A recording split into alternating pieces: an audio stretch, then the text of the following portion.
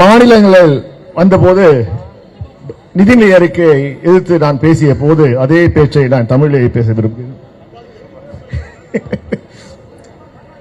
நான் தமிழனாக பிறக்கவில்லையே, அடுத்த முறையில் பிறந்தால் நான் தமிழனாக பிறக்க வேண்டும், தமிழனாக பேச தமிழ் மொழி பேச வேண்டும். சொன்னது யாரு? தேர்தலுக்கு முன்னாடி, இங்க முதல் கட்ட தேர்தல் முன்னாடி பேசியது கேடி மோடி சொன்னாரா? அப்புறம் கிட்டத்தட்ட 45 நாள் தேர்தல் நடந்ததா? கடைசி கட்டம் இங்க ஒடிசா மாநிலத்தில் தேர்தல். அங்க போய் என்ன சொல்றாரு? அங்கே பாண்டி என்று ஒரு IAS ஆபீசர், தமிழ்நாட்டை சேர்ந்தவர், அங்கே குடிபெயர்ந்து கிட்டத்தட்ட ஒடிசாவின் அவர் மனைவி ஒடிசாவை சார்ந்தவர்கள், அங்கே குடிபெயர்த்தார்.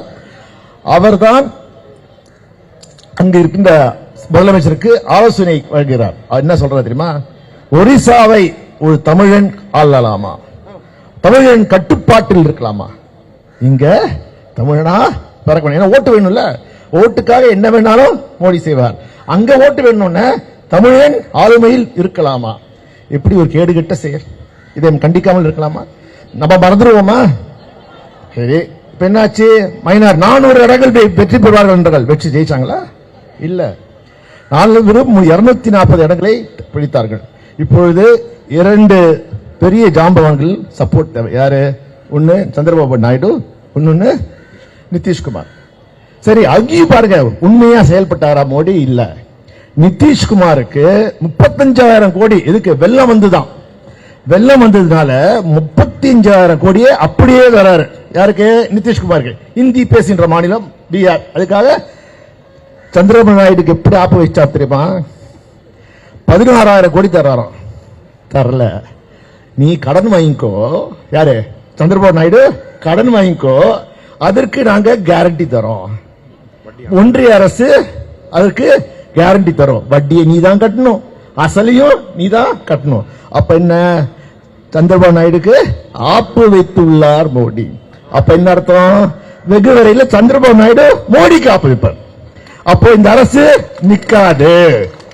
இதுதான் உண்மை. இதான் உண்மை. அதாவது என்ன சொன்னாலும் இந்தி பேசுகின்ற மாநிலத்துக்கு வாரி வாரி கொடுக்கின்ற அரசு தான் மோடி அரசு. இந்தி பேசாத மாநிலங்களை பழிவாங்குகின்ற நோக்குதான் மோடி அரசு.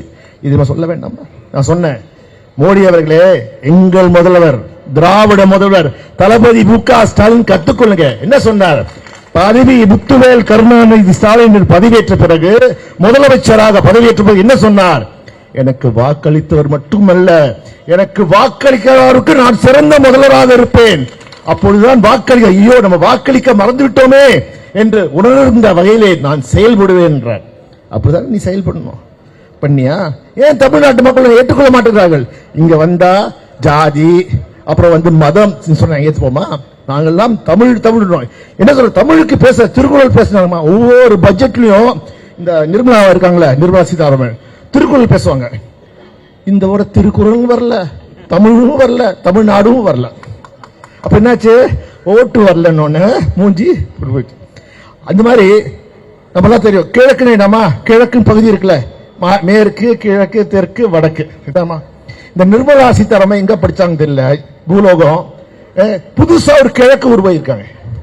கிழக்கு பகுதி. என்ன கிழக்கு பகுதியா? பீகார் கிழக்கா, ஆந்திர பிரதேசம் கிழக்கா, அது 2 தான் கிழக்கா, மத்த எதுவுமே கிழக்கு இல்லையா? மேற்கு வங்கம் கிழக்குல இல்லையா? ஒரிசா மாநிலம் கிழக்குல இல்லையா?